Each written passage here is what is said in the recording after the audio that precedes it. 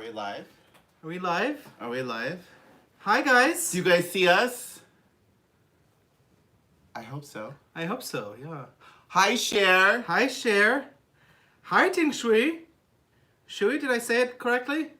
Hi, guys. Are Hi. we live? Let us know if you can see us. I hope so. Give us a thumbs up. Okay, hi, guys. Welcome back. We are live. Yay! Yay, Okay, thank good. you. Thank you. All right. Thank you, Ting. So, yeah. Okay, well, welcome back to the House of DMaaj. Ariel here. And Zane. And we are so excited. This is our second live. Second. So, we think we have it kind of like worked out now, hopefully. Fingers crossed. Fingers crossed, getting better each time, every time. Hi, Lily. Thank you, Lily. Shana Tova. Hi, David. Hi, David. I see you. Hi, guys. Awesome. Well, very good. Today is Jewish New Year's, and we have a lot to cover today. Yeah. We actually wanted to come kind of prepared. Ooh, thank you. Hair's a little in the way. Yeah, last time we were asked to respond to the Cardi B and Biden interview, which we just watched. It was really, really, really hard to watch. It was fascinating, but very hard to watch. Yeah, let us know if you guys watched it. We were asked to watch it and give our opinion on it, so we did. It was, to be honest, it was a little hard to get through, a little torture. It was really torturous. And, Yeah. we don't know if we watched the full video. The one that we found was about Hi, 60 Justin. minutes. Hey, Justin. Hi. Yes, it was a hot mess. So we watched the interview, I think, by Elle. It was like 16 minutes. We were really excited to watch it because we heard a lot about the feud with Candace Owens and Cardi B. And honestly, it was really, really hard to get through it. And we have a lot to talk about that. Ting, thank you so much for your comment. That's complimenting really nice. us. Thank you. Yeah. Because today was a little... It was, To be honest, yeah. it was really, really It was really rough. We had a lot of makeup issues, but we persevered and we did it. Our yeah. foundation came off for both of us. I don't know why, but I don't know if it was the weather or something Yeah. we ate last night, but literally it would just not stay on. yeah. So it really means a lot, actually, you saying that, because we didn't know. So thank you. Yes, of course. We saw the peace deal signing. Absolutely. It was so exciting for us to watch. It was kind of a really glorious moment. And it's amazing because Yeah. it's not getting as much attention, I think, as it deserves, nor is Trump getting the credit that it deserves. Yeah. And actually, that's also something we wanted to talk about. We have kind of like a list of things we Hi, want to talk about. Elizabeth. I'm so excited. You've been looking forward to this all day. Yay! Hi, Elizabeth. Wow, thank you. So, yeah, we have a couple of things we wanted to talk about. First thing we wanted to talk about is it's Jewish New Year. So happy New Year, Happy everyone. New Year, everyone. To all of the, well, to everyone really, but Shana Tova U'Metuka to all of our Jewish and Israeli friends everywhere. Hopefully this year is going to be much better than the last year we just had. So Yeah, so after we're done with this live, we are going to go spend time with family and enjoy the New Year and celebrate it. yes, it's very exciting. Actually, my mom is making us a whole bunch of vegan food, so she's learning how to make vegan food for us. And it was Which is really hard to do. Which is really hard to do, yeah, especially for Russians. They love meat, and you know, they Middle Easterners love meat, so it's really, really difficult to do. And the interesting thing is, in New Year's, you're supposed to have fish on the table. It's really major. It's a really big deal having fish at the table. And we're not religious, but my mom went online and she found out, and she heard this rabbi on YouTube talk about vegans. Just little fixes.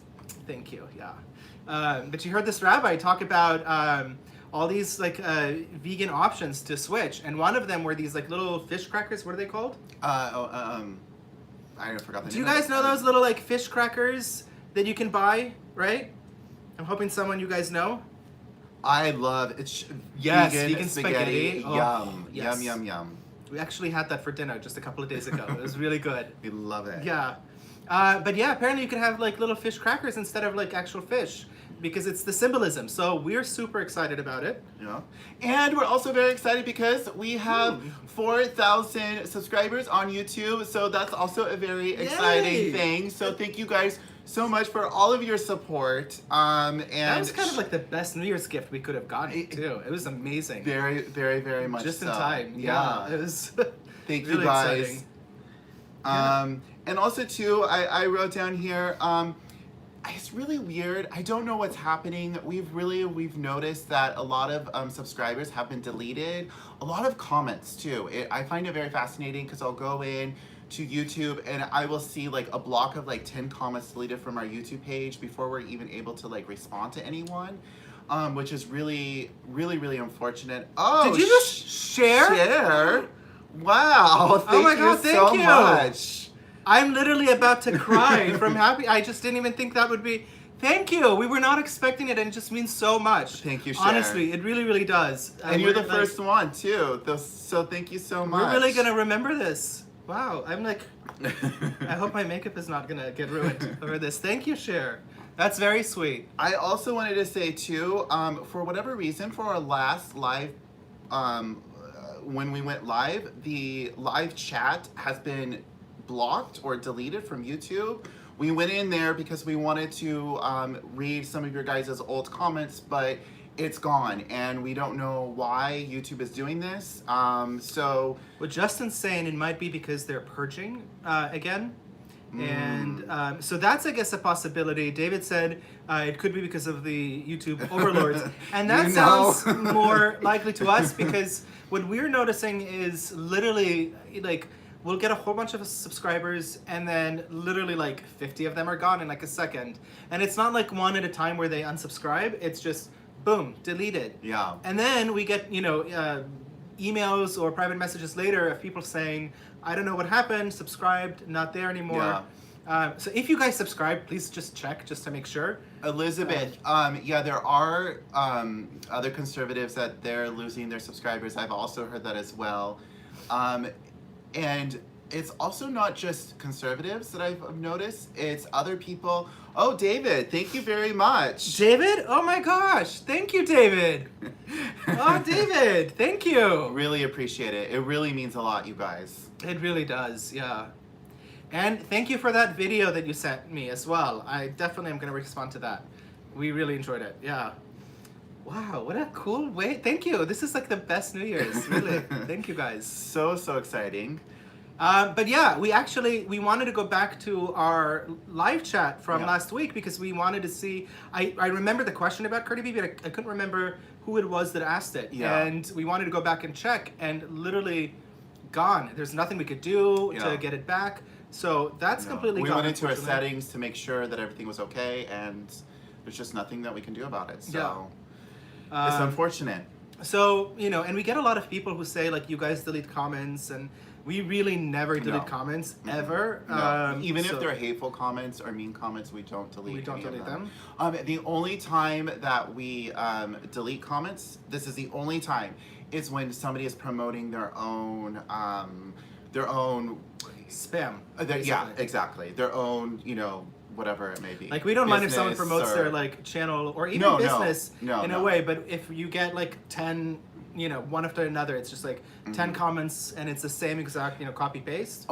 Then like if it's spam, we'll delete it. The word I was looking for is marketing. A lot of people are like, check out my thing, I'll help you with marketing. That's the only time that it's spam, basically. Yeah. Freedom of speech should not be determined by. I completely agree. Thank you. And we love you saying that too. Thank you, Ting. Yeah, we completely agree. It's actually been really difficult because we've noticed, again, like I said, besides the fact that like subscribers are getting deleted, we're also noticing like in terms of the algorithm, we're definitely being suppressed. Yeah. And you know what? It's okay. Like, it is what it is. It is what it is, yeah. We kind of expected it, and if you notice, we're very careful about the words that we use. We bleep out a lot of words. We really try to stay under the radar as much as possible while still doing, and giving out the information that we want to give out. And hopefully we'll figure out a way to do it, in the future where we don't have to beep out words, where we don't have to be so careful with what we say. Yeah, yeah. But yeah, we kind of It is what it is, and yeah. we try to work around it. Yeah, that's why it's really best. cool when you guys Yeah. like give us a thumbs up, or when you guys comment or share the video, because then it just kind of like automatically pushes it out, and it really, really helps us. So thank you guys for that as well. Yeah, just. So, going along with the new year, we also wanted to talk about an article done by The Guardian that was talking about the Holocaust, which we found this very sad. And so we wanted to talk about that as well today. I actually made a few notes, Holocaust. But yeah, I made a few notes, and it was actually really sad because I read a couple of different articles. One of them is The Guardian. There was also, I read a lot of like international news, and because it's because it's Jewish New Year, every year there's a study that's done regarding the Holocaust and whether millennials around the world, and Americans in particular, if they know about it, if they're learning about it. And we got some really grim and sad news, and a little bit of hopeful news as well. And so some of the things that we've learned is, and this is a study that's done for 18-year-olds to 39-year-olds. And what they found is that 20% of New York youth actually believe that Jews are responsible for the Holocaust, which for me was like, what? It just, I don't even know how to how to respond or how to react to that. It was just so sad, 20%. And I'm just really curious to know, I wish there was a way to ask, how that breaks down in terms of, socioeconomically, racially, culturally, and also like politically, political affiliation. I wonder if that makes a difference, because it's not that 20% don't know about it. They just think that Jews are responsible for it. Yeah. And then the other thing that was really sad is that 63% did not even know that 6 million Jews died, which again was kind of really, really sad. And a majority of those 63% think there was like less than a couple of million, and they in general think that Jews, need to kind of get over it and not do such a big deal about it anymore. And 48% couldn't even name one death camp, like Auschwitz, Birkenau. I mean, there's really, really sad. But that was kind of the sad aspect of it. The exciting take that I got from this was that 80% think that it's important to learn about the Holocaust. And Hi, Donna. Hey, Donna. Oh, you're welcome, Donna. Thank you for being a part of this. So I don't know. I think we've said this in videos before. It's true, Ting. People do not know history. People don't know. No, and it's not taught in the schools anymore. Not anymore, yeah. And it's really sad because I was kind of like, I always loved history. I was a little bit of a history geek in school. I just loved history. And so, I just remember how I was taught it. And I really wasn't I wasn't taught to learn it. I was just taught to recite it. So what happens is as soon as you get out of school, you forget it all because you're literally just reciting it for the test. As soon as the test is done, it's out of your mind. And, a lot of the things that I remember just because, those are things that I enjoy. So I made sure to remember those things. But most people don't. And it's really sad because it allows mistakes to repeat themselves, and that's why we now have a generation, I don't know, full of idiots, I don't know if I could say that, who believe that Marxism is cool and communism is cool, and they literally have no, understanding of history and how these policies and regimes and what a life under communism is even like. So that's very, very sad. And that's unfortunately why history is repeating itself right now. Yes. That's interesting. Yes, wow, David, we did. I've seen the movie Boy in the Striped Pajamas. Have you? I don't think I have. Yeah, it's a good movie, David. Yeah. Yeah? Okay. Yeah. Something to watch. I have a really hard time watching sad movies, so I cry a lot in sad movies. So when I was young, I went through a period when I was a teenager where I tried to watch as many Holocaust movies as I could in one time so that I never have to watch them again. But if it's really, really good, I'll make an exception and watch it again. Oh, absolutely. Yeah, David, absolutely. Thank you. Yeah, I was actually going to ask you if you mind me sharing it. So please share it. Yeah. I was going to ask you later. That's awesome. Bring tissues, Justin says. Whoa, Ting. Wow. That's really intense. Bring tissues. Will do. Definitely make sure to bring tissues. Thank you. Thank you for the, for giving me a heads up. It's interesting that you say that, Ting. I actually taught in South Korea, and I remember when I went over to South Korea, they just passed a law that teachers could not hit anymore. So a lot of teachers were trying to not hit, and it was just this weird dichotomy of students being hit and abused by teachers, and it wasn't legal anymore. It was very interesting as an American being in that environment. I mean, that's a cultural shift. That's like the whole paradigm just completely shifting for an entire generation that probably thinks it's really helpful to hit children. So they did, and a lot of teachers had a really hard time with that because they actually thought it was beneficial. Yeah. I will say this. I'm not saying that I support hitting children in any way, shape, or form, obviously. No. But I'm sure that if I was hit as a child in school, I would be a much better student, and I would not be the kind of troublemaker I was in school. I was a really good kid at home, but a really big troublemaker at school. So, yeah. But yeah, okay, going back to this. So I kind of thought it was cool because 80% thought that it's important to learn about it. So even though the majority don't know that 6 million Jews died, 20% even think it's, the Jews' fault, the other 80%, meaning, almost 100% of the people who don't think that the Holocaust is the Jews' fault, want to learn more about it. And 63% of those people actually want to learn about it in school. So I guess schools are not really learning about this everywhere, and that's kind of sad. We did, I think, here in the US when I was in middle school, and obviously I learned about it in Israel.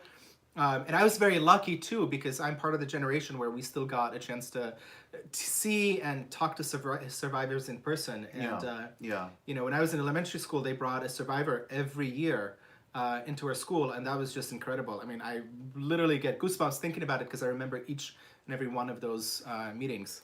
So, yeah, but some other... Oh, thank you, Lily. I love that. How cool. Thank you, Lily. Yeah. And thank you for the comment about the makeup. I'm glad no one would know that we had issues today. Yeah, thank you. We actually were thinking of like different days to go live, and we figured that Friday would be the best just because it is Shabbat. And we thought, how cool. I mean, and again, we're not religious. But we do a Shabbat. We call it like a digital Shabbat, and to unplug and unwind from all of the everything out there.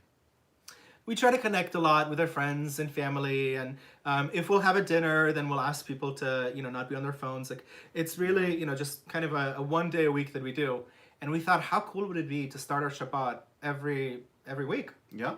Right, like talking to you guys. Yeah. It was just I love so. It. Yeah, I'm glad other people are enjoying it too.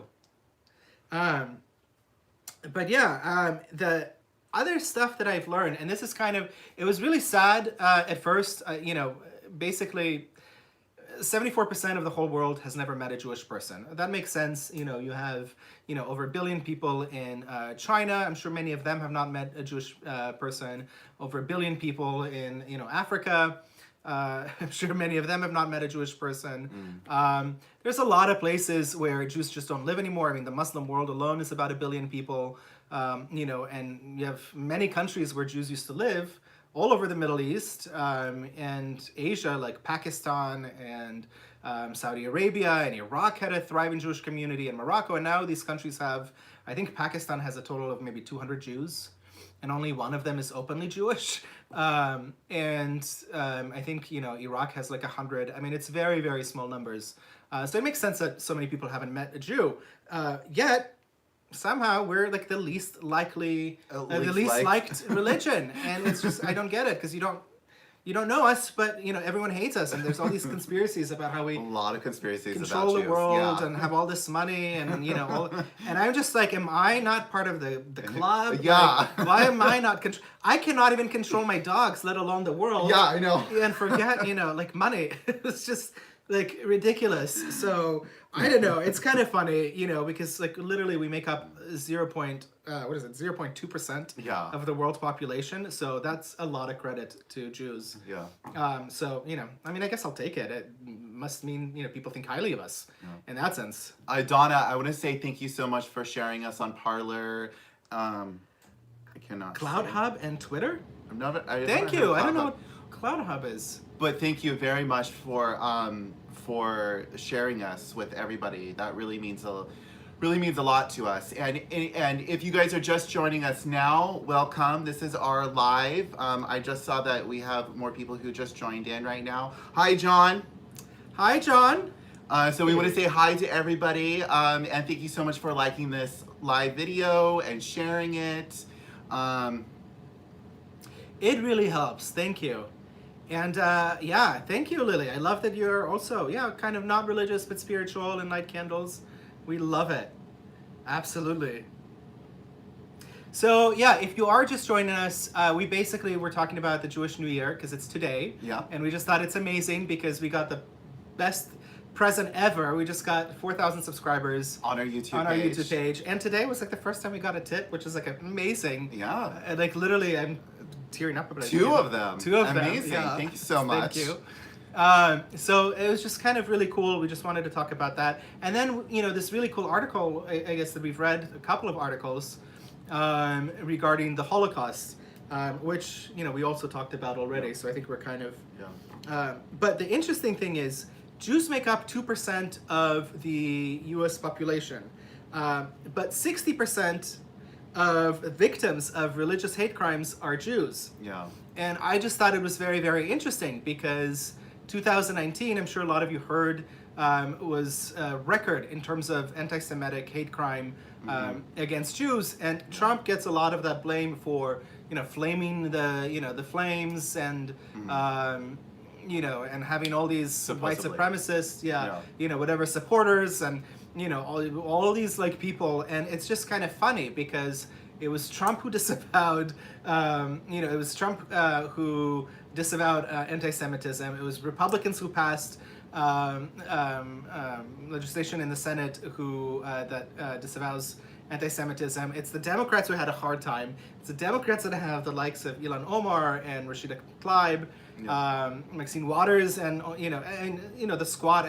Basically, it's crazy because they weren't able to do it. Yet Trump gets all of this blame. And the interesting part is that most of the hate crime that happens in Democratic establishment, like the city of New York, where over 25% of all of the hate crimes happens in New York City. Yeah. You know, it's just kind of interesting because that's obviously a Democratic-controlled city, Democratic-controlled state, and I think it's very, very sad. And it just it's a misdirected anger, I think, towards the president, and it's really not fair. Yeah. So I just kind of wanted to say that because you know, obviously, especially with the peace deals and seeing everything that Trump has done, I don't think you could call him anti-Semite, especially with having like family that's Orthodox Jewish. I mean, that's just mind-boggling that people can actually like talk about it this way, and it's just, I don't know, it's very, very sad. Yeah, I think that's it on anti-Semitism. I think that was that was a lot on it, and yeah, the one thing I wanted to talk about and just kind of say with all of these sad stories that we've heard and read, thank you, was that the fact that even though the youth did not hear about it, they do want to learn. And so my takeaway from everything was that even though, you know, schools are really failing us and like failing our youths and, you know, failing parents who want their children to get a good education, and, you know, they're really failing our generation, the reality is that the generation is really hungry for knowledge.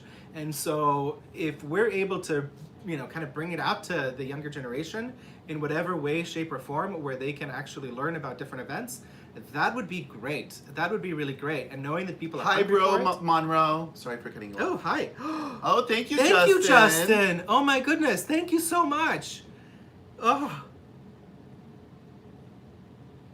Thank you, Justin. Thank you. Yeah. I wonder where you are in Cali. We're in the San Francisco, Sacramento Bay Area. And so I'm kind of curious where you are, because it's very difficult where we are. Oh, thank you, Elizabeth. Elizabeth, oh my gosh. You guys, this is like, thank you. Oh, I You're can't. so sweet. Yeah. So you're gonna thank you ruin our guys. makeup. No, if it wasn't ruined before, I don't think we're gonna be able to save it now. It's like, oh. Yeah, thank you guys. So I don't know, I'm excited because I'm seeing a lot of I lost hope for a moment where I just thought, gosh, there's just no way out, right? Because Democrats control the education, the older generation is dying out.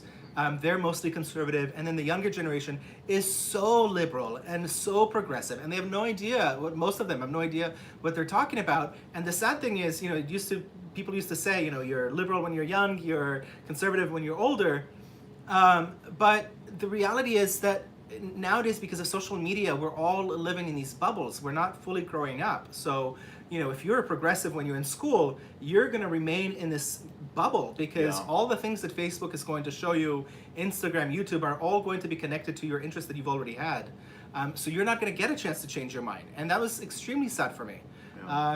But what I'm realizing is, and especially lately, I think we talked about it last time, is the fact that young people now are our fastest subscribers, which I think is really, really cool. Our largest growth in demographics is what, 15 to 25-year-olds. 15 to 24-year-olds, which I think is amazing because So those are the people who are actually watching us. Yeah, those the are largest the largest demographic. Yeah. Which is cool because up until we started our podcasts, I think our largest demographics was like 45 to 65. Yeah. Which is great. Also, obviously, we would love it.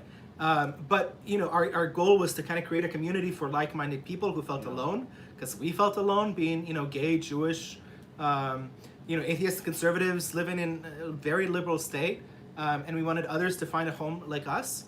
So it's very, very cool because now people are finding a home, but also young people are learning. And we're getting so many messages from people who say, you know what, I don't support Trump, but I really appreciate you teaching me about this. I didn't realize. Or we got an amazing comment the other day of people saying, hey, I didn't realize the reason why, we have so many potholes on the streets is because of the badly run, Democratic governor we have. And it's really switching something, and it's changing their minds. And we could see it because we're getting messages. Not a lot, but it's a trickle. Yeah. Not a lot, it's a trickle. Yeah. And a lot of private messages because a lot of people want to stay anonymous, and we totally understand that and we totally respect that 100%. And it's interesting for us to receive all of these private messages, and they really touch our heart because we see that we're actually touching people and really making a difference. Yeah. The thing about YouTube is it's a very slow working machine unless you have some kind of a crazy viral moment. So, when we first did, we've been doing it now for over 2 years, and it's, we literally had very, very few people, and we were very grateful for the people that we had. But a lot of the people that we had were people who were already like-minded, and we're like, this is great. We're creating a community of people who are like-minded and probably, feel alone or isolated from their communities and their families and their friends. But we were wondering, can we actually change minds? Is that possible? And we're seeing that we can, and it just makes us want to go even more. So our goal until the election... I like to say that. You know what? We're gonna do a video one day talking about the books. Yeah, we literally have bookshelves all around our apartment, so many. And a lot in storage too. Yeah, I was an English major and an English teacher, so we have a lot of books. Yes, Zane loves to read. I also love to read. You like more history. I like more literature. Yeah. I really like history. I like a lot of self-help books. Those kind of things. Thank you, John. Thank you. Thank you, John. Yeah. I don't think you were here earlier for that, but we had a really hard day with the makeup today. So it really means a lot. Yeah, any compliment we'll take it. Yeah. But yeah, I think our goal in terms of our podcast is up until the election, we want to talk a lot about what Trump is doing because we really, really, really want to get him elected. Re-elected. Re-elected. Yeah. Thank you. Yeah. So we really, our goal is to do a lot of, we did what Trump has done for the Black community, what Trump has done for minorities, and we broke it down, into different segments of each minority. And then we had one specific podcast just for the Black community because given the climate now, it was very important. And he's done so much. I mean, he's really focused on the Black community. And then we filmed our podcast about what he's done for women. So I'm really excited. Hopefully it'll be out sometime next week. Yeah. If not next week, really early the following week. And we also have one about the LGBT that we want to do, and we have one... Because a lot of people are asking us, a lot of people think that Trump hates gay people. So we definitely want to do a podcast completely dedicated to that. Which is just so outrageous, because if you look at what he's done, I mean, there's not a single thing that he's done that is connected to the LGBT as well community. People talk about, a lot about the, the trans ban from the military and all of these things, and we'll talk about that in that podcast because there's so much to kind of break down. But I really did not view it as an anti, LGBT act, and sure, maybe some things I disagree, but I don't think anything that he's done towards, our LGBT community was malicious in any way. I really, really don't. And so... Yeah, Justin, we saw that. That's amazing. I really hope that's true. That's really amazing if that's true. I really, really hope so. I have to look more into that study, yeah. I'm also really curious to see if, and we talked about it, I think, a little bit last time. I'm really curious to see if, he's getting more support from the Hispanic community as well and from the Black community. But he's literally hemorrhaging white suburban women. And so I'm really going to be curious to see if he's going to get enough of the Black population and the Hispanic population and the gay population and, maybe some Jews as well, even though Jews are usually very, very liberal. I'm really interested to see if the people who jump on the Trump train are going to be enough to, to do basically help with the hemorrhaging that he's having with white suburban women. Yeah. And I think the only reason why is because, this whole race card is really playing hard on the heartstrings of white people who feel, guilty. And, Democrats are obviously taking advantage of it. Yeah. But I think a lot of, minorities are actually seeing it for what it is, as, a political scam, as a hoax, something that's being brought up every 4 years. And then they're seeing their own lives improve. I mean...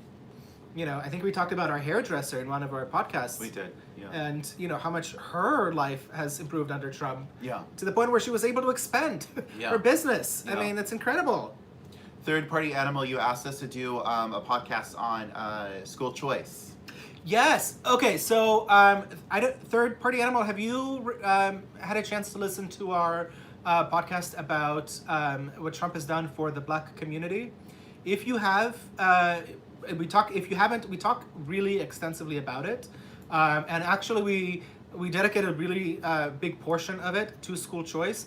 And we talk specifically, we give a lot of pros and we also give some cons about it, or why some people would consider them cons. So we try to be really, really balanced. So hopefully you did, or you'll get a chance to listen to it and let us know what you think, because I'm really curious. And if you think it wasn't enough, then we can do a separate podcast about that as well. Yeah, because there's so much. Know. There's a lot to talk about. Basically, school choice alone, I had like 6-7 pages or so, and basically to give you an idea, 6-7 pages is about an hour of podcast. Yeah. And so just school, so I really had to downsize it to fit it into the, what Trump has done for the Black community. But still, I think we talked about the main points of it a lot. I think you're right, Justin. And we, lived in Portland during the 2016 election. Yes. It was morbid, some of the things that we've seen. We were actually in downtown the day after. Yeah, I remember that. And it was just people lost it. People lost it. Crazy. Yeah, the saddest thing was, I remember, besides the violence and everything, I think the thing that really touched me was... we were somewhere and this little kid, maybe 4 or 5 years old, comes up to us crying, right? Because we're sitting out of drag, but clearly we're married, we're together. Yeah, we're holding hands. Holding hands, Yeah. at the Out of coffee drag. out of drag.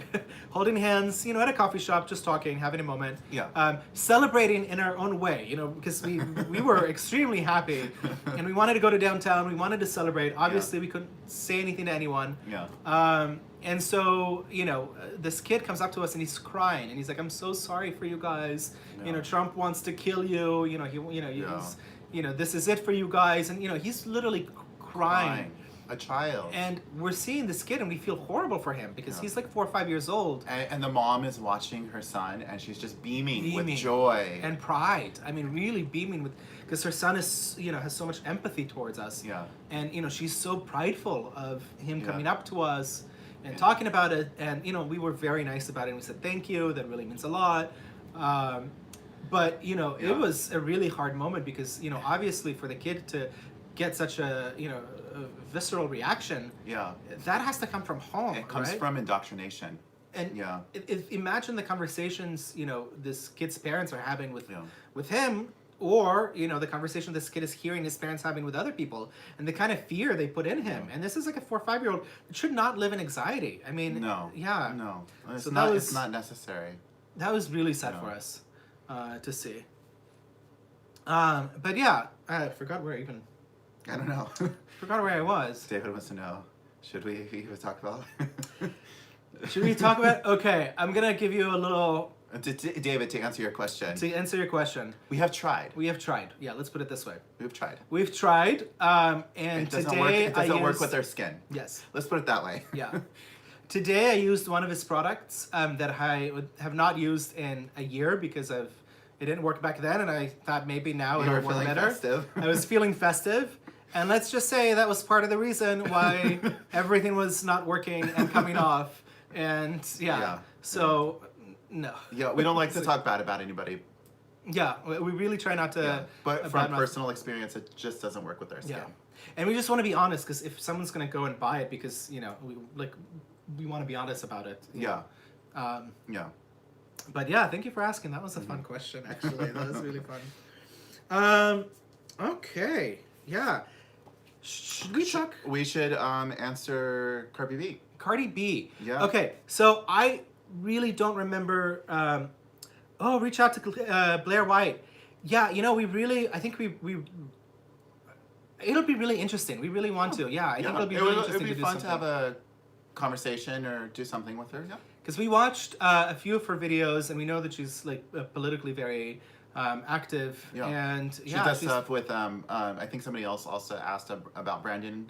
If we've heard about Brandon and the Walk Away movement, yes. Absolutely, of course, yeah. And we heard we've heard some of the things that she said, and we don't know her personally, and she seems like she has a really good head on her shoulder. Yeah. And it would be amazing if we were to do something. I don't even think we're on her radar at this point, because it's exciting for us to have 4,000 subscribers, obviously. Yeah. And just it to means have a lot interaction, to us. It really does mean so much to us. But we're so low we're like compared nobodies, to right? everyone else. Yeah. So. But we enjoy what we're doing. Yeah, it would be amazing actually. So let's answer and talk about the Cardi B. Cardi B. Yeah. Okay. Is it Cardi B or Cardi B? Cardi B. Okay. Oh. Okay. So full disclosure, Cardi B. I forgot who asked the question, so I'm really sorry. Like I said, we tried to look back, but YouTube just deleted everything. Our live chat, so we couldn't go back in and actually read the comment. So whoever asked us, we don't know. We don't remember, and hopefully you're watching, or you will watch later, and you'll get our reaction. But yeah, so full disclosure, we heard about Ginny. the name. Okay, I thought it was you. Yay! Okay. Okay, Ginny, we're gonna talk about it. That's so funny. Zane literally said, I think it was Jenny. Yeah. But this is so funny. But I wasn't sure, and I didn't want to be wrong. Oh, how cool. Yeah, we really wanted to go to a Trump rally. And we even made plans a couple of times. Yeah. And literally had a hotel booked, everything. Yeah. And literally last minute, we had to cancel. Yeah. Had the car the car ready, packed. Yeah. And we had to cancel, and it was very, very sad. So we're excited, though, and glad that you were able to do it. And it's really sad because now with the virus, we're not able to really go and experience the real thing the way that it was experienced in 2016. Yeah. It's still exciting the way they're doing it, but it's not, not the same. But it's okay. But yeah, so Cardi B, We heard of her. I would not be able to name one of her songs. I guess maybe. Yeah, we're gonna be completely honest. We don't know that much about her. Yeah. I'm sure we've heard her songs, but not that literally much. not that much. No. And we heard about the whole Candace Owens Cardi B situation, but we didn't know about it, so we had to actually listen to it. We had to listen to it. We had to watch it. We did. I made a few notes again, and I mean, let me just say to you this way. It was so hard to watch from the second it went on. From the second she said, "Hi, Biden," it was clear she doesn't even know his name because, when you call someone by their last name, you say, "Hello, Mr. Mr. Thompson. Hello, Mr. Smith." You don't say, "Hi, Smith." You say, "Hi, Mr. Smith. Hi, Mrs. Smith." Or you say, "Hi, Joe." And he actually had to tell her, "My name is Joe, by the way," right? Like, it was very clear from the very beginning. And, the opening kind of statement of hers, where she talked about, what she wants, and I think Candace Owens described it best as her, like, Christmas wish list, was just ridiculous. I mean, and, okay, people ask us, what do we think about the conflict between Cardi B and Candace Owens? The reality is that it's such a train wreck. I mean, it's so obvious that Cardi B is so illiterate when it comes to politics. And I don't know her personally. Again, I know nothing about her. She might be a very smart person in other, in other segments of her life. But when it comes to politics, she's literally illiterate. She had so many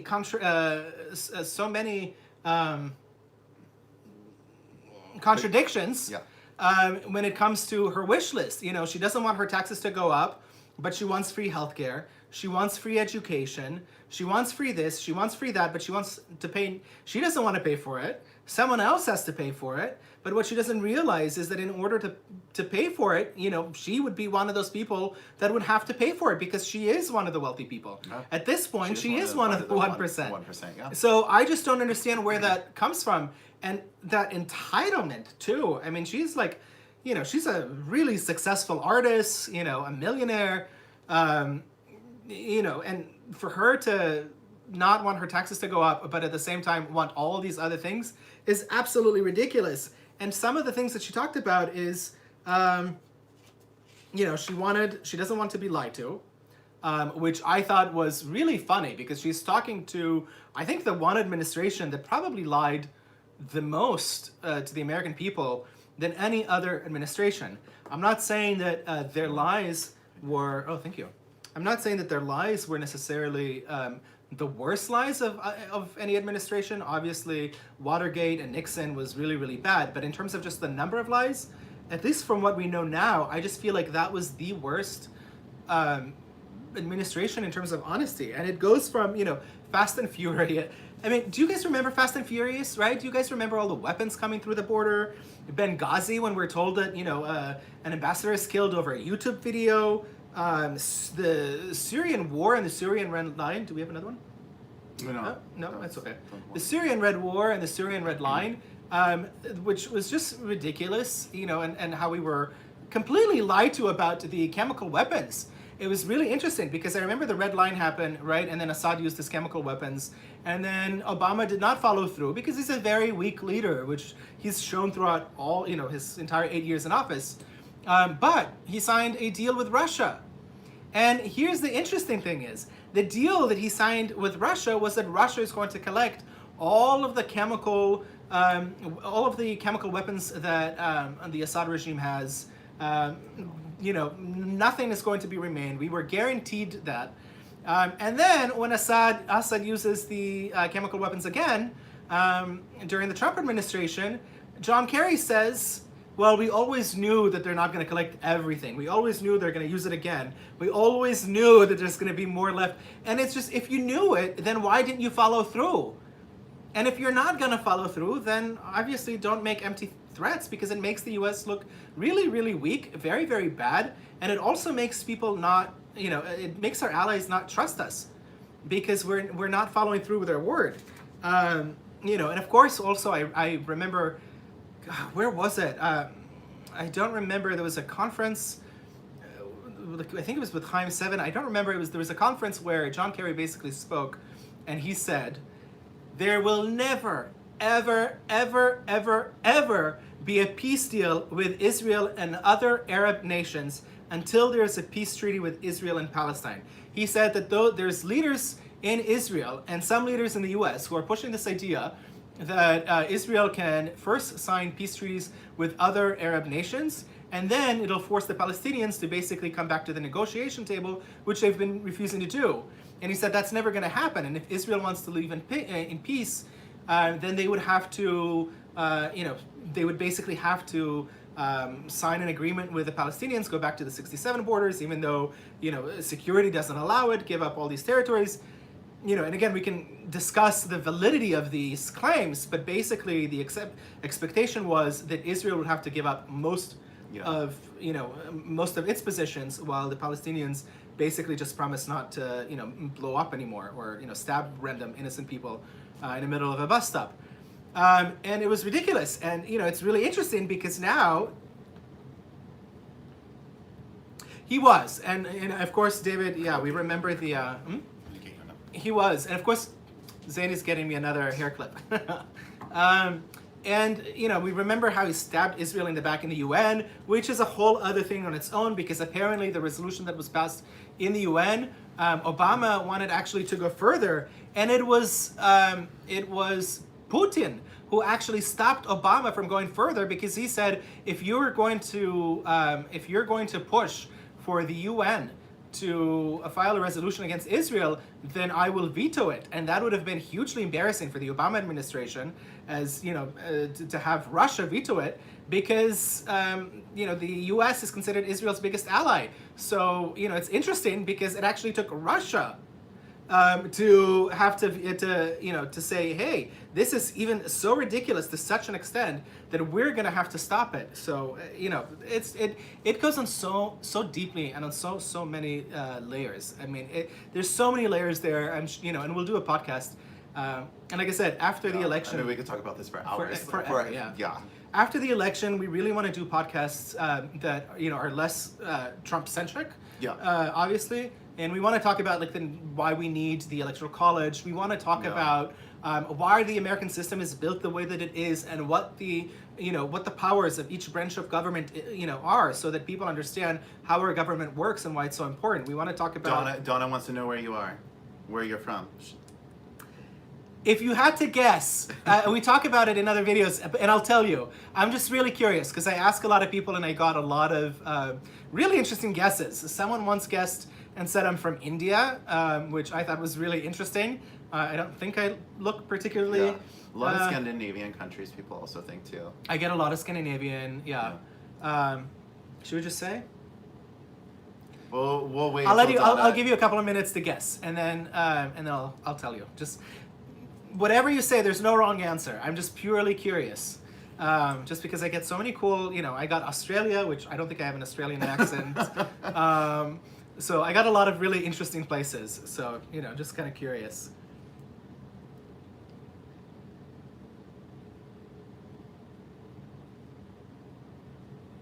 You know what? I think we will. We will. Because we're getting that. We're getting a lot of requests for our makeup to learn how to do our makeup thing. So we will. And it's interesting because I think originally we didn't want to do our makeup videos. It was just not our thing. We wanted to do politics. And if you look at our very first videos, terrible makeup. Terrible makeup. So really practice makes perfect. You watch our Roseanne videos. Yeah, she was actually the catalyst for House of DMaaj. She actually she was. Seeing what happened with the Roseanne show really had a huge impact on us. Yes, because we were huge fans and we followed her for a long time. Yeah. We love her show, but we also loved her activism, and she was extremely active in terms of promoting equal rights. I love that. Sorry, I don't mean to cut you off. Love that, Elizabeth. Thank you. But Donna answered. If it is Hispanic, oh no, I'll take it. A little bit of sauce. Irish. Or Irish.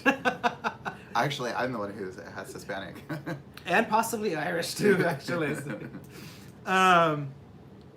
Yeah, she's Jewish, and that's not why we like her, but she is Jewish, and we definitely related to her in that way. But she's very, very active, and it's really interesting because The Friends show gets a lot of slack for not having, enough people of color in their cast, and basically people are saying, give them a break. It was different times, and because of the times, etc. But when you look at the Roseanne show, from the very first season, there's representation of gay, lesbian, minorities of all kinds, minorities. blacks, Hispanics. Yeah. I think gay and lesbian. I don't know if it came in the first season or second season, Yeah. but pretty quickly in the show, Yeah. And way she before fought Friends hard. even came. And she came fought on. hard for it too. And she fought really hard for it, and it's just really fascinating because she has like black grandchildren, so and now to be called a racist, which is, it's just outrageous. And I recently saw another clip, just a total sideshow. I wish I could find it, but I saw another clip where Valerie Jarrett refers to herself as a white woman. She's so saying who would have thought that a white woman from the Midwest or whatever, I don't remember exactly what she said, would get to where, would get to live in Iran or something. So no one even knew, it was literally all a made up controversy because she made Trump look good. Yeah. And that was it. Basically, I think there's a very concerted effort to make people who support Trump seem bad, so that people in public, in the public eye, make them look bad, so that people who are not in the public eye, who are considering supporting him, they will look into those people and say, okay, I don't want to be like that person. I don't want to be perceived as bad. It's very sad, I think. It's a huge injustice. You need to answer what happened to Donna. her.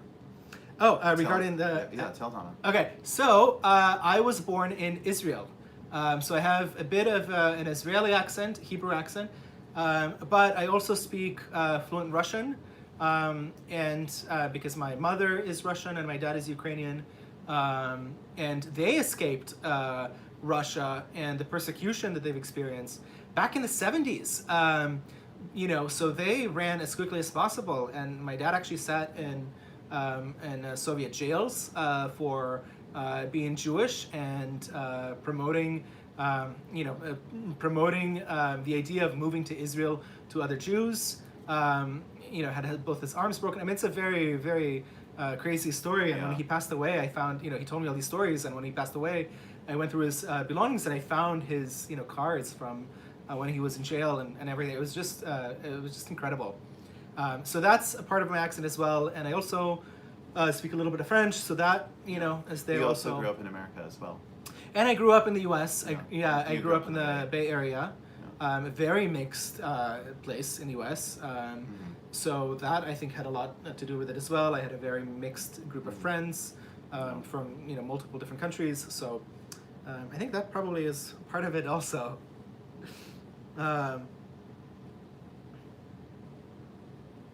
Yep, Justin, absolutely. Absolutely. Thank you, Donna. Yeah. So we are gonna do, I think, maybe makeup videos or something at some point, or maybe like do one or something at some point, just to kind of, I think it'll be fun and just to show what we're doing. We just have to grapple with the idea that we don't want to show. Hi, our Anka faces. 820. Hi, Anka. So glad you're able to join us. Yes. Wow. Thank you. And thank you for all of your comments too. Yes. I mean, they're really fascinating. I love reading them. I'm so glad you got a chance to kind of catch up on the videos and everything. And join us it was today. Really cool. And join us. Yeah, that's really special. Oh, third animal's like to talk about. Oh, Cardi B. Thank you. I'm so sorry. Yes. Third party animal. We totally got off subject. Yes. Let's okay. go back to it. Back to Cardi B. Didn't know his name, which I thought was hilarious. She doesn't want to be lied to, but we were lied to with Fast and Furious. We were lied to with Benghazi, the Syrian Red Line, Middle East Peace. We were lied about the idea that all of these jobs that Trump has brought back were never coming back because of automation. It wasn't automation. They were just going to China. That's what was happening. They were going to China and Mexico and any other countries that basically we had, horrible, horrible trade deals. That's what happened to those jobs. A complete lie.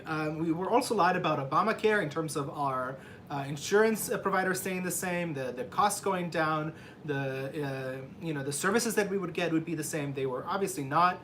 My mom saw her insurance go from $300 to almost $1,000, which is crazy. People couldn't afford it. The Russia hoax, which is started by ex-Obama administration officials.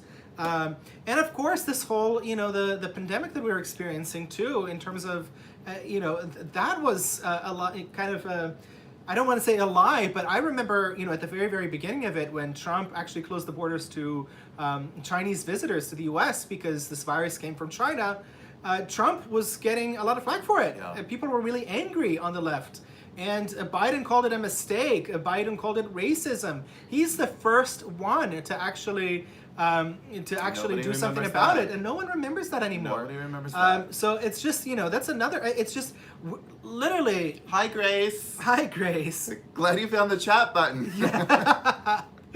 Yeah, just literally because the idea that Cardi B is talking to Biden and she says, "I don't want to be lied to." Cardi B should have done a little bit of research before she actually interviewed him, because Biden is a notorious liar. Notorious. He ran for president so many times and had to actually step down from the race because he was caught for plagiarism. Multiple times he was caught for plagiarism. Taking credit for other people's work, taking credit for other people's words. This is outrageous. This is ridiculous. And to say that they don't want to be lied to, she doesn't want people to be hidden. Do you guys remember the huge oil spill in the Gulf when the media was not allowed to come near it? Oh yeah. No one wanted. They didn't want us to know what's happening, to see. They used insane chemicals so that the oil disappears, but it's still there. You just don't see it, which of course caused all of our fish and the shrimp and all of the things that live on the bottom of the ocean now are so toxic that it's very dangerous to buy U.S. specifically Gulf Coast seafood. Yeah. It's just really, really sad, and all of these things are done and the media is just swiping everything under the rug, sweeping it all under the rug. Yeah. So I just thought it was absolutely ridiculous, really outrageous. She talked about she doesn't want to see black people killed, which that's totally understandable. She talked about, I don't want to see black people killed. If I kill someone who's unarmed, I should go to jail. So should other people. Well, that's what's happening. The vast majority of black people killed are killed by other black people, which is why so many black people are sitting in jail. That's part of the reason. We also talk about the systemic injustice that is happening in great detail in our podcast about what Trump has done for the black community. And we talk about all the ways that, if systemic injustice exists, and to a degree I know that a lot of political pundits disagree with it, but to the extent that it does exist, or at least did exist, Trump has fixed it. And we really explain how and why. So he should really get a lot of credit for fixing the systemic injustice. And he should get a lot of credit for trying to get a lot of black people not killed by bettering their lives, by getting people off of drugs, off of a bad way of life, by giving them jobs and prosperity and hope. All of these things that he's done for the black community. And so, and the most interesting thing is, of course, again, highest murder rates right now for homicide rates right now for black people are in cities like Chicago, New York, LA, all blue cities. All leaders are good friends of Biden. So instead of saying, I don't want to see black people killed, she should have asked, what are you going to do about it? How are you going to stop it? And Biden should have said, the first thing I'm going to do is I'm going to make sure that people have hope so that they don't join gangs, they don't do drugs, and so that they don't have to go into these, really crazy... hope of a future. Hope of a future. That's why school choice is important. And that's why school choice is so important. And again, this is one of those policies that black people want, they support. Of course, it's very comfortable for white liberal people who live in like really cushy in the Bay Area, upper middle class or even middle class to say, I don't want school choice. But for the single for the black single mother, and unfortunately most mothers are single, for the black single mother who lives in the ghetto, it would be great if she could send her child to a great school and choose the school where she wants her child to get an education. It would be great, and most black people support it. Once they find out about it, it's just many people don't even know that school choice is an option. Haven't even heard of it, or haven't even heard about it. We talk about it a lot in the podcast, so I hope you guys either heard it or get a chance to hear it. And it's just the whole like I don't want free taxes, you know, it's just I don't want more taxes. Yeah. That was hilarious to me. You know, when she starts off, I don't want to pay more taxes, but I want all of these free things. You know, what do we print out money? Like, where's all of this going to come from? Oh, yeah. Right? I mean, the government does print out money, but like, where is this going to come from? Right? If we overprint, inflation is going to take over, right? Like that happened to Zimbabwe, that happened to a lot of places, that happened in Argentina. Yeah. So, you know, something like someone needs to be taxed in order to get all of this money. And if the rich get taxed too much, they leave.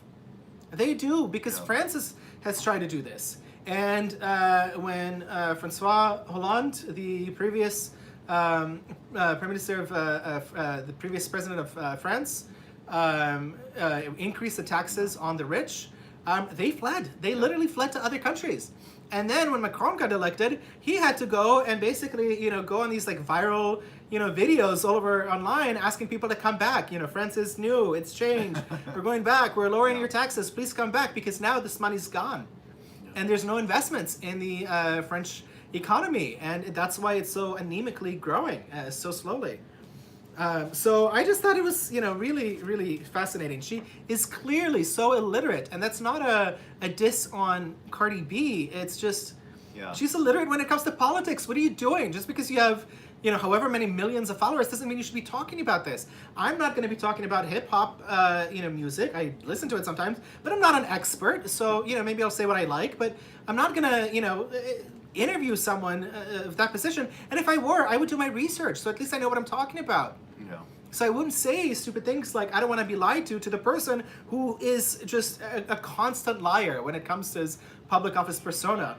We're talking about, we're talking about, you know, we're talking about the character of the nation. I mean, this is like Biden's, you know, line of like, you know, we're fighting back for the character of the nation. We have to, you know, this is the soul of the nation. What soul? You know, you're lying about Ukraine, you lied about Burisma, you lied about China, you lied about your speeches. I mean, your character, it's just, it's astounding to me that, you know, people don't realize this and are not following it. And it's just, it's so sad. It really, really, really is so sad. And of course, she talked about childcare, and you know, she talks about her children, and you know, that's another thing we talked about in our podcast. Yeah, that's another thing that we talked about in a podcast, and we talked about that in the podcast, and I think we're going to talk about it again and again and again, because that really pertains a lot to the Black community. As we said, most Black women are single mothers. So we also talk about, you know, the, you know, fatherless absence. It's just huge in the Black community.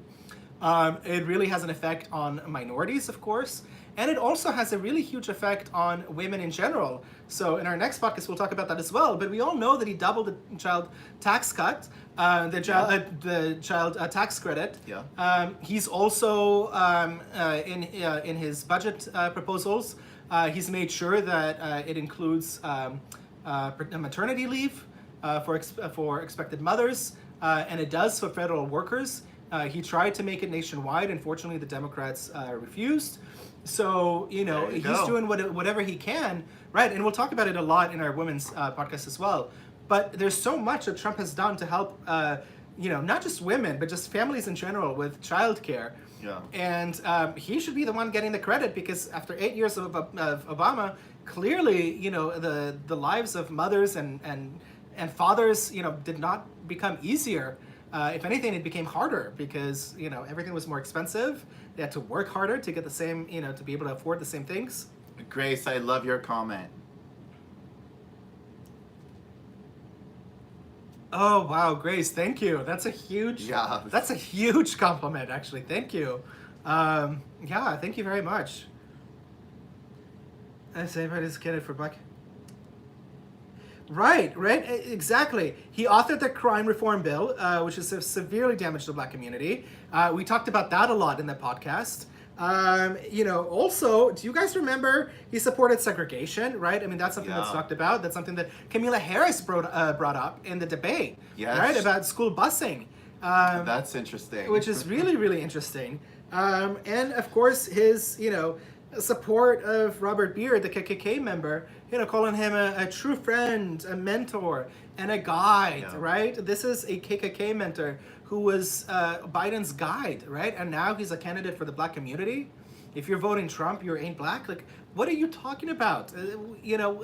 And why are people not thinking? Right? We really want people to kind of like wake up and just learn. And I think part of the reason why so many people are asleep and don't know these things is not necessarily because, ignorance is bliss, but, they're not ignorant because they're stupid. They're ignorant because they're literally, information is hidden from them. Right? We don't learn about this in school. The media hides everything. Social media hides everything. If you want to find this, you better go to if you try to Google something, you better be ready to go to page 40,867 before you find anything like that, because it's almost impossible. Which is why we use DuckDuckGo a lot. Not sponsored. We just say that every time, right? And I think the very end when Trump said, "I never lie, I never broke my word," that was. I literally laughed out loud because I thought that was just hilarious. Biden never lying, never, breaking his word is just it's a joke. It's literally a joke. The whole interview was a joke. It was a joke in a nutshell. And it showed. And so when Cardi B called her illiterate, when Candace Owens called her illiterate, she was right, because she was on this specific subject. She is illiterate. She had no idea what she's talking about. It was like watching an interview with like a person. And the other thing is, Biden was reading. Like most of what he was saying, he was reading, and the interview was so really heavily edited. It was very, very clear. Now, some of our early videos, we had to really heavy edit them as well. You know why? Because they weren't that good. Once we edited them, they were good. So please go and watch them. But we weren't that good yet. We didn't know what we were doing, and we were having a hard time speaking right in front of the camera with the lights and the hair and the makeup and everything. So we had to really edit it a lot, and that's kind of what happened with the Biden interview. It's just like a lot of heavy editing, and you could see. And my guess is it's definitely, people say it's because of his stutter. It's not because of his stutter. It's because he's going senile. Because I know multiple people who stutter, and they don't jump from one point to another. This is more of a medical issue, and I wish he would release his medical records more. I wish they would do more debates than just the standard 3, so that people could see it. And he came out of the basement to talk to Cardi B, it's just a joke. It's, and if you listen to any of the interviews he does with the networks, he gets the softest questions. It's just such softball, and it's just ridiculous questions. So everyone is basically covering for him. Everyone, and it's very sad. It makes no Shabbat sense. Shalom, Annika, 820. Shabbat Shalom. Yes, thank you. So yeah.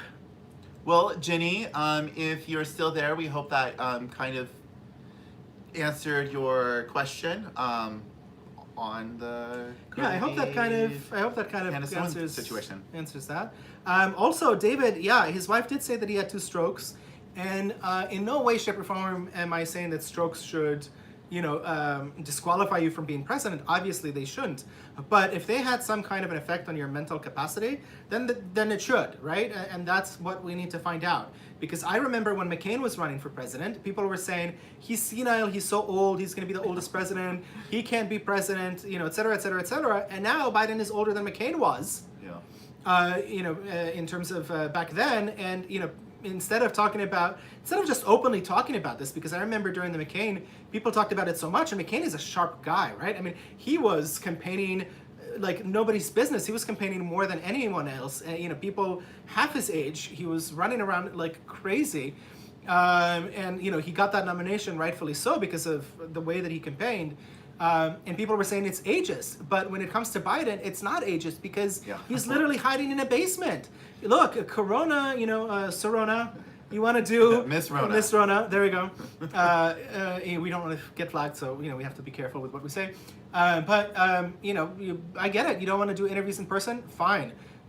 You don't want to wear a mask, when you're doing these interviews? Makes sense. Do them on Zoom like most other people do them, and Yeah. just have real interviews, not softball questions, and have you read the answers, Yeah. using teleprompters or Yeah. whatever. Yeah. It's a joke. It's not serious, and having that as a president, Yeah. I think would be really scary and detrimental to our country. Yeah. So yeah, I don't know. Yeah. That's my take on that. Well, good, Jenny. I'm glad. I'm glad you you liked our response. Yeah, thank you.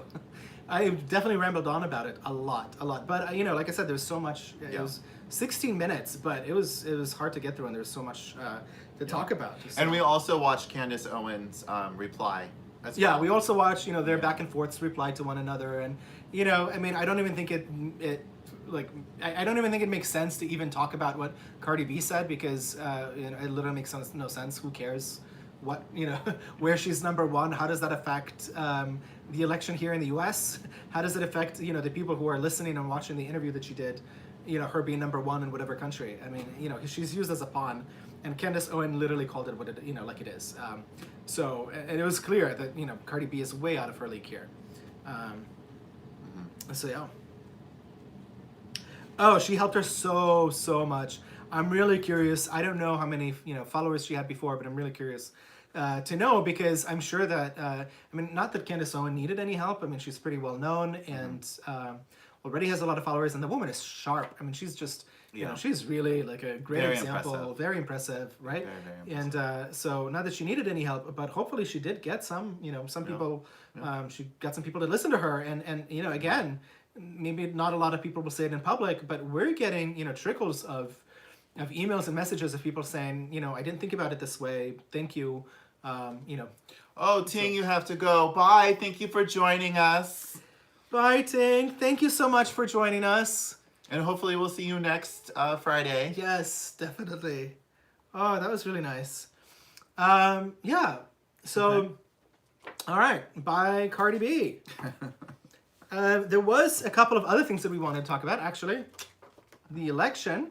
So I am reading so many of the polls, and a lot of them don't bode well for President Trump. Obviously, we all know it. Same thing happened in 2016. And someone asked me about our predictions, or asked us about our predictions, for the election. On our last. And we said, we really hope he wins. I think in my gut, I feel like he probably will. But I really don't know, because a lot of the polls show him so much far ahead than before. And even though, Trump won, the polls that showed Hillary ahead had her, within the margin of error. So, it could have gone either way. And the other thing is, in terms of the popular vote, she did get a very close amount compared to what the polls showed she would get. And so with Biden, we're seeing his lead like double what Hillary Clinton's was, which makes it very, very kind of scary. But when you start reading the fine line, you're realizing that they're not polling likely voters, they're polling just random Americans, and in reality they're not so random, because they're way overrepresenting with Democrats, Democrat-leaning voters, and a little bit of independent-leaning voters, and very underrepresenting representing with Republican voters. So again, they're trying to create this, kind of a feeling of, there's no hope for Trump, so no point of going out to vote because he's going to lose anyways. I don't know. My biggest fear is that we're going to get a 50-50 Senate, or we'll get like a 51-49 Senate, where the Democrats are going to have a majority, and Trump will win office. I think that would be my biggest fear, because I think if Trump wins and the Democrats have a majority in Congress and they have a majority in the Senate, it's impeachment 2.0 all over again. And I think that's going to be really, really scary, because I don't think there's going to be much that the Republicans are going to be able to do. So I think it's going to create a lot of chaos.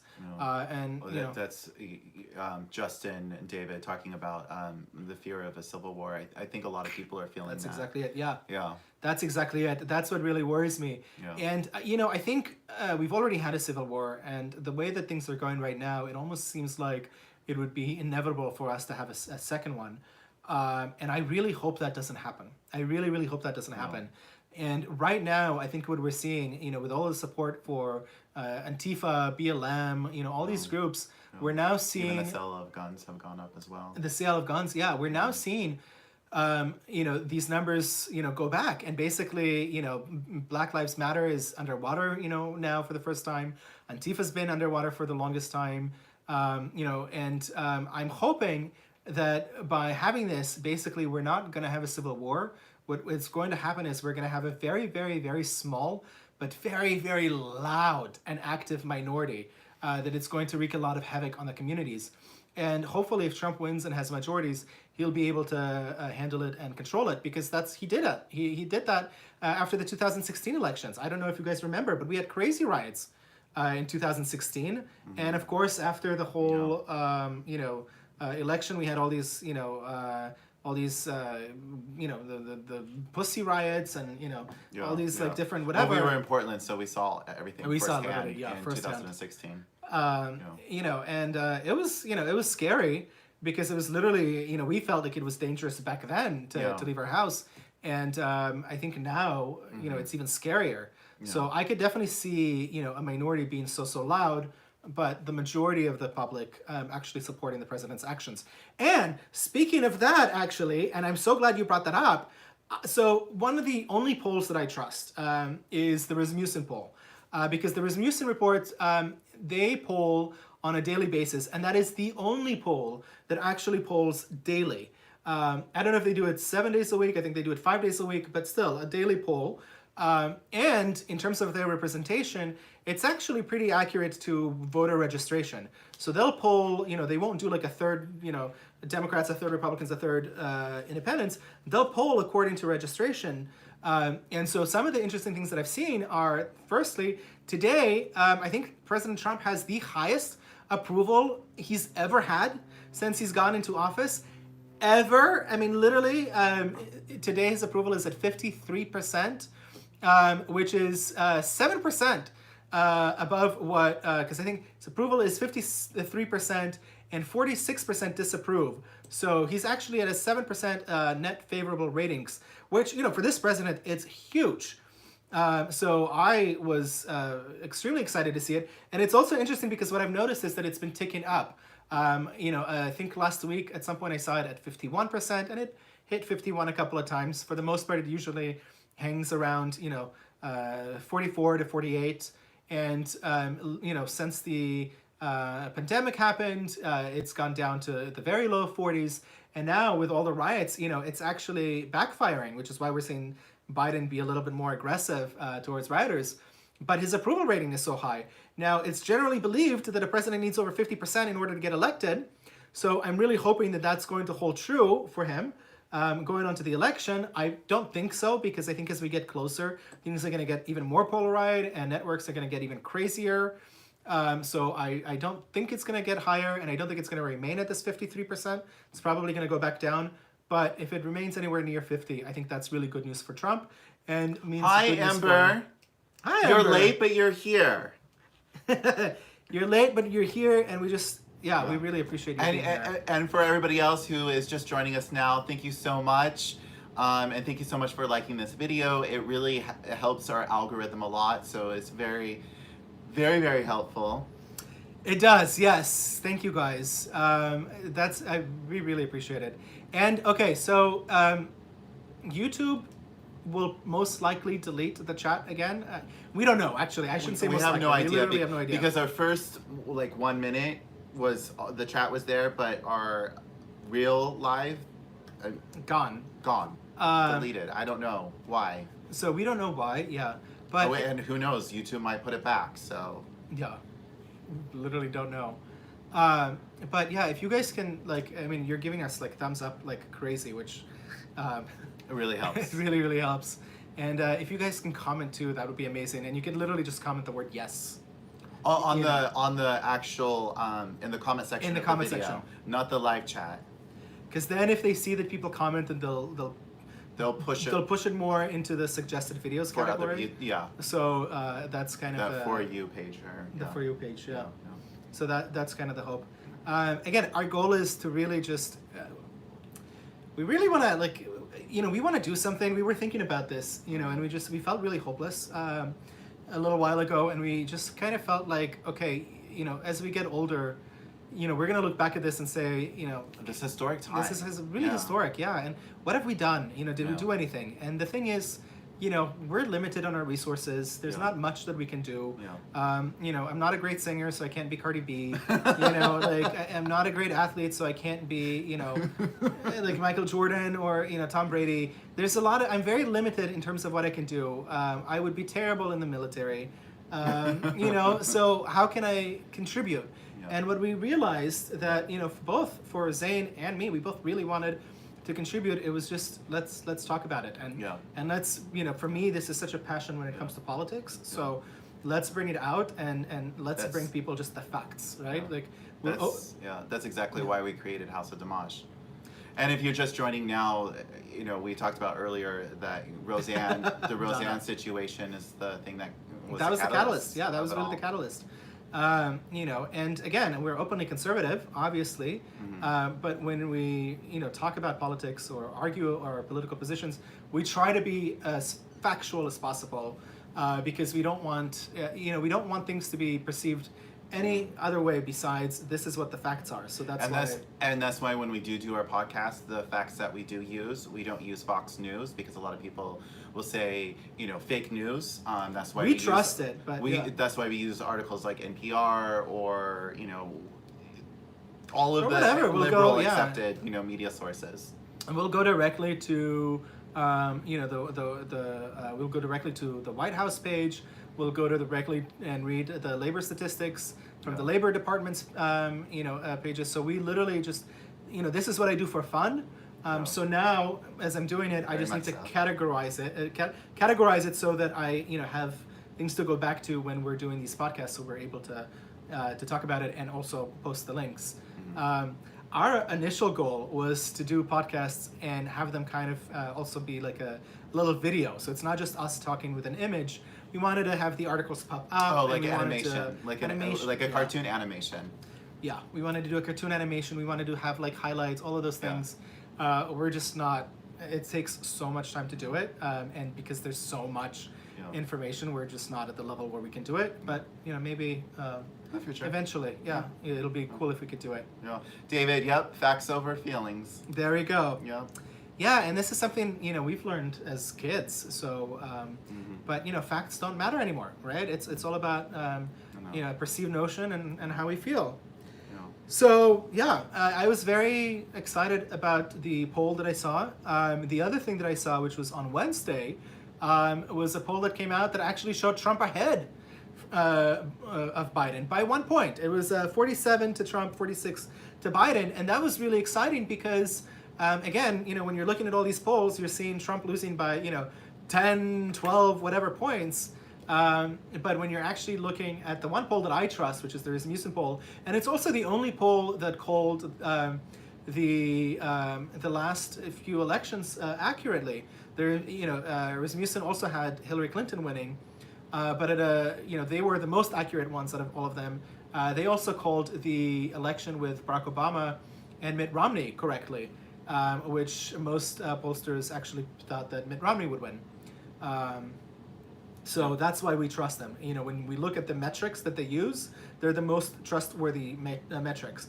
They use landlines, they use cell phones, online questionnaires, and again, they poll likely voters, not people in general, and they also poll based on actual party affiliation as people are registered in the U.S. Hi, Lynn. Hi, Lynn. Streamline. Oh, sure. That is really nice of you to say. I don't know about that.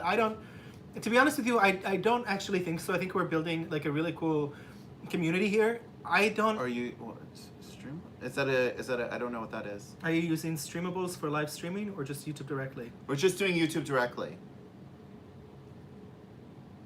Oh, good to know. Streamables will log our live chat. Okay, thank you.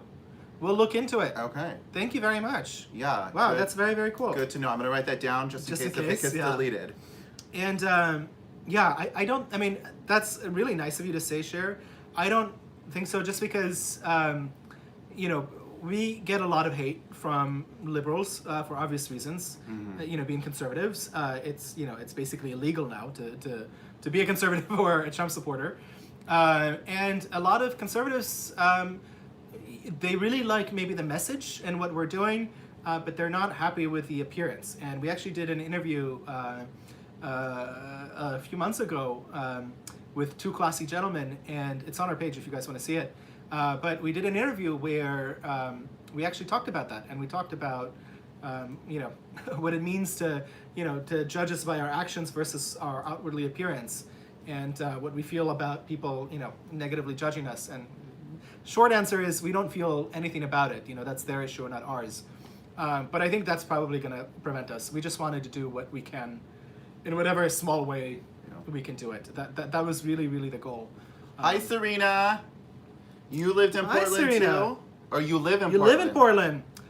Wow. Serena, I think we were like literally, the last three conservatives in the Portland area, and now you're the only one. So much power and love to you. Yes, definitely. Holding down the fort. Yeah, hopefully you're okay with all the fires.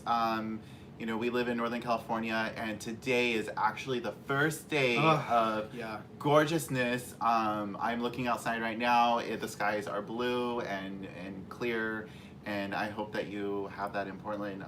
If not now, soon. Yeah. Thank you, Cher. That's really, you know what, the intent is there, and that really means a lot to us. And don't worry, because like I said, part of the reason why we're not doing, we've been asked to do like a makeup tutorial. Part of the reason why we're not doing it is because you have to start it out of makeup, and we're legitimately worried about our safety here, because if people do recognize us, it's a legitimate concern where we live. And I mean, I could tell you, just as an Israeli, I got kicked out of Ubers. I've literally been spit on my face. My car got kicked when someone found out I was an Israeli, and somebody they find out what my car is, and I saw them kick it. I mean, it's just I've been in multiple situations where I was scared for my safety, and we've been in multiple situations together, and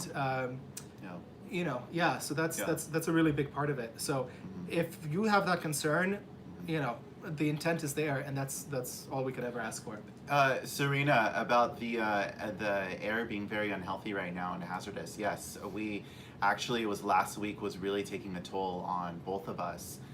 We were having a really hard time, and not only that, our dogs were having a really, really hard time. Every time we would take him out for a walk, they come back. He came back just... Yeah, we have a 17-year-old dog. Yeah, and 13-year-old. And a 13-year-old. Yeah. And the interesting thing is the 13-year-old is actually in worse shape than the 17-year-old, but we just adopted the 13-year-old, which was very, very sweet girl, horribly abused, a lot of medical issues, and she's it's like she's a puppy again. Since we've gotten her, we've really gotten her healthy and well, and we just love her so much. And our 17-year-old is doing really, really great, but I think since the fires, it's just been really, really easy. We've been having to give him like pain medication, and it's been awful because they have to go outside, they have to use the restroom, but they're really struggling to breathe, and then it affects him horribly. So thank goodness it's finally cleared up today. Yeah, we totally know what you're going through right now, so pull through. yes, definitely. So yeah, I don't know. I'm kind of optimistically hopeful regarding this election. I do believe part of me says that if everything continues, I think Trump is going to squeak this one out.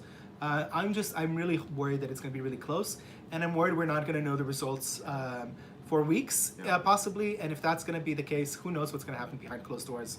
But more concerned about the House and the Senate. Yeah, definitely. And we've seen a lot of like posts. I mean, we even have we've seen posts about people who did like ballot harvesting on social media, where they volunteer at old people's homes, and they take these ballots and they fill them out for them.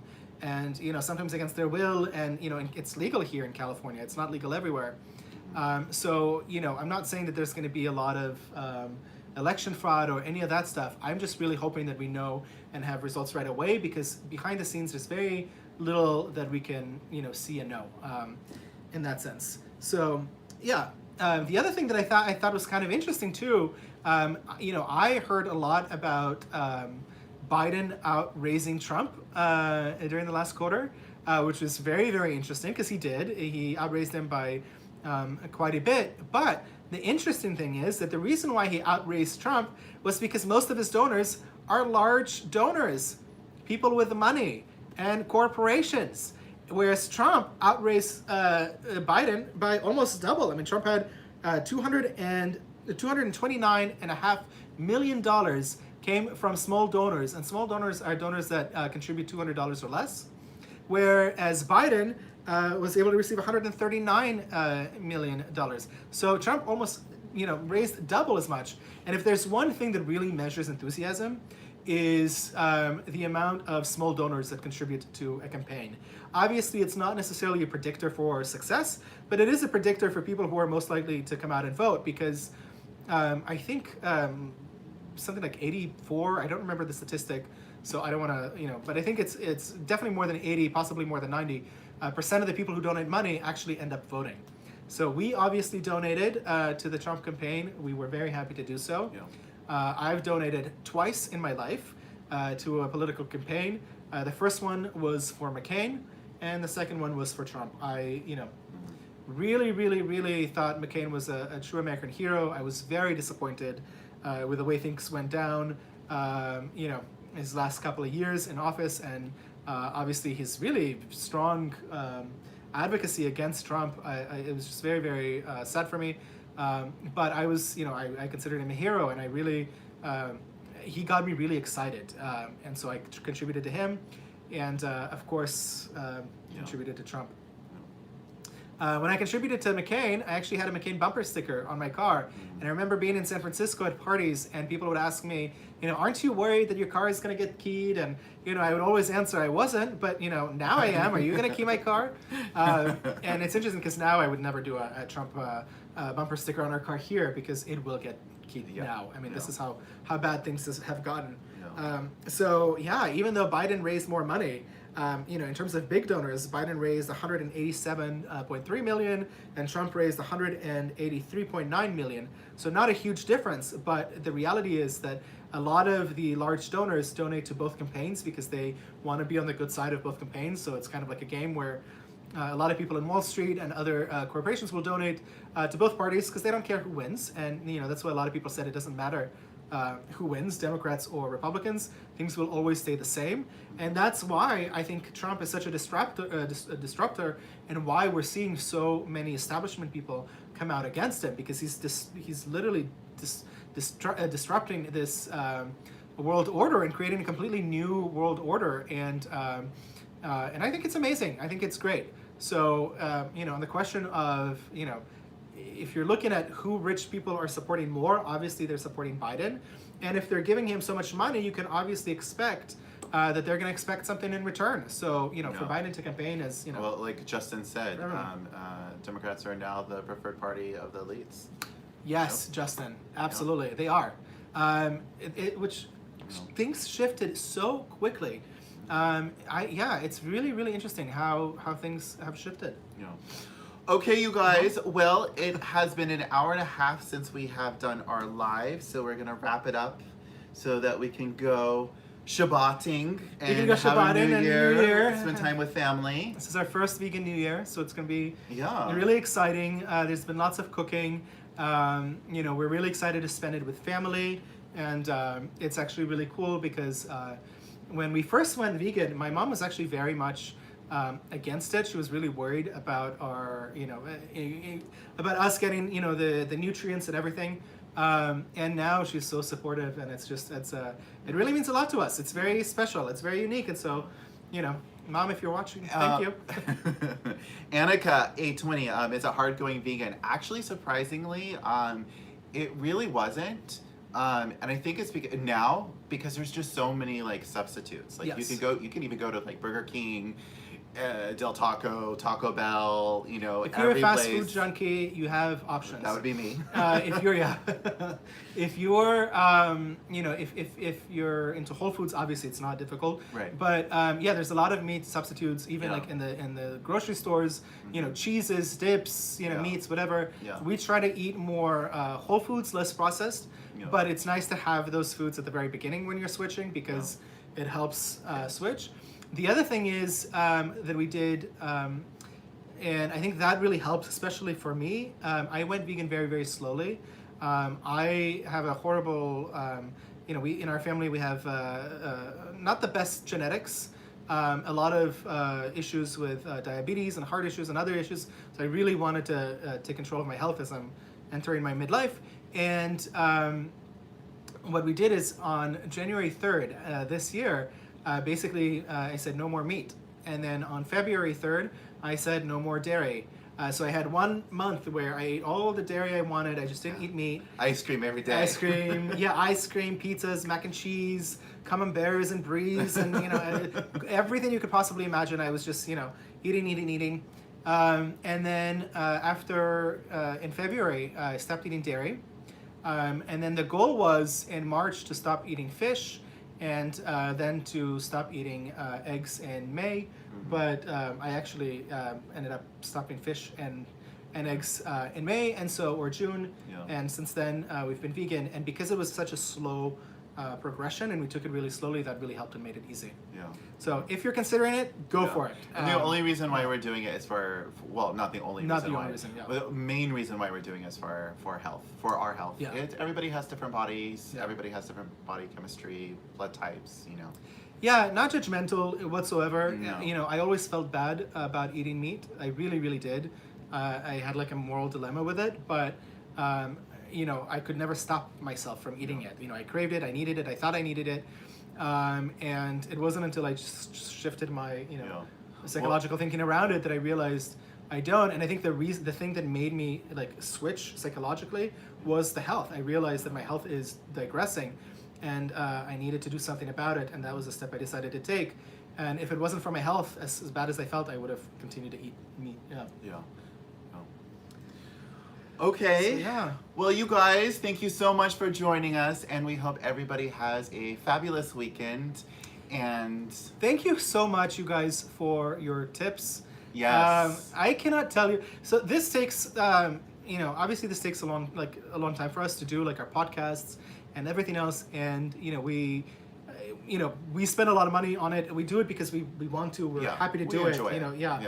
And that's why we never like asked for anything or anything like that. But it really helps, and it really means a lot to us. And you guys have no idea how much of an impact you made for us just today. And again, I'm getting like teary-eyed about it, but you really made an impact for us because it's great. It shows that like you care. We're doing this. Yeah. We're not doing this for nothing. And we're seeing the growth. We're seeing the likes. We're seeing the comments. We're seeing the messages. We're trying to keep up with it all. That's why every Sunday we'll go and we'll just like read everything. We make sure to read everything, even though we don't necessarily comment on everything. So we really, really try, and it's just kind of awesome because I feel like we're in a virtual boat together. Oh, I like that comment. Thank you, Christy. Christy. Yeah, that was really cool. Very sweet. Very sweet. Okay, you guys, Happy New Year. Happy New Year. Have a great weekend, and we will see you guys again next Friday at 3 p.m. Yes. Bye, guys. Bye.